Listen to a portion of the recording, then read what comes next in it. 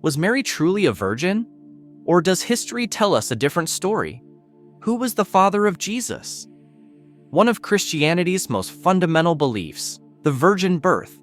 Has it ever been questioned? We're here to dive deep into these questions and trace the path of truth. If you'd like to see more content filled with faith, history, and mystery, please support us by subscribing to our channel and liking this video. Now, let's embark on this journey of discovery together.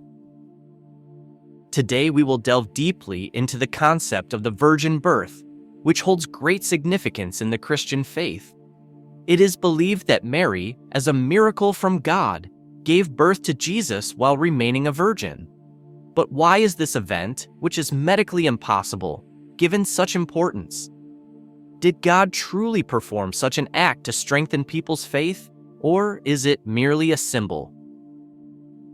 According to Christian belief, the birth of Jesus occurred as a result of his mother Mary becoming pregnant by the power of God, despite being a virgin. In other words, Mary conceived a child without having any physical relationship with a man. However, when viewed in the light of science, such an event is impossible to occur naturally. Modern medicine has definitively established that a woman needs sperm in order to become pregnant. Therefore, it is clear that this event does not align with scientific explanations. So, with such a clear impossibility at hand, why do people believe in this? Of course, many people accept this narrative without question with the saying, "If God wills it, he can do it." But why should we believe it? Should we accept an event that cannot be scientifically proven solely by attributing it to God's power? If Jesus had a biological father, could hiding this have been necessary to elevate him as a prophet or the Kinawansdo Son of God? The virgin birth narrative in the Bible adds a divine attribute to Jesus' identity. This reinforces the idea among people that Jesus came with a special birth, almost as a message from the heavens.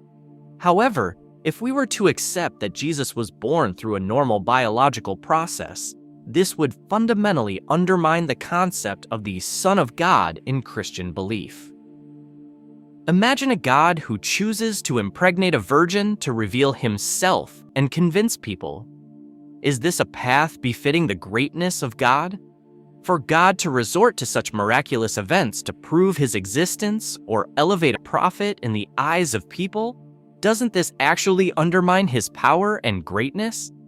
If God is truly omnipotent, why would he choose such a complex and contradictory way?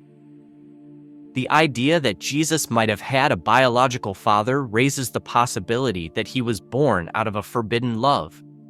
However, the revelation of such a truth could have shattered one of the fundamental pillars of Christian belief. It could be thought that history needed to cover up certain facts to preserve faith. Such stories may have been narratives designed to convince the societies of that time. Yet, history does not provide us with concrete evidence about Jesus' birth, which causes the story to be veiled in mysticism. Today, despite everything, we must continue to ask ourselves, where does our faith begin, and where does our critical thinking come into play? Is it possible to understand God without questioning or asking ourselves? If a belief is closed to questioning, is that belief strong, or is it merely a fragile shell? I leave these questions to you as viewers.